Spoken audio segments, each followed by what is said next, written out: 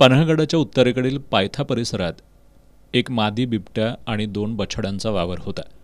गावातील लोकांनी त्यांना अनेकदा प्रत्यक्ष पाहिलंय.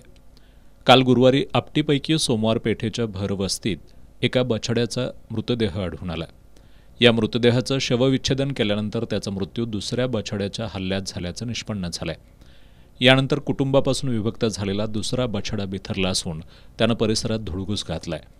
गुरुवारी रात्री त्या बछड्यानं अजय आनंदा जाधव आणि विकास बाळू डावरे या दोघांवर हल्ला केलाय. यामध्ये अजय यांच्या पायाला ओरखडल्यानं ते जखमी झालेत. तर आज सकाळी आपटी गावच्या हद्दीतील गणपती मंदिराजवळ राम गावडे आणि गीता गिरी गोसावी यांचा बछड्यानं पाठलाग केला.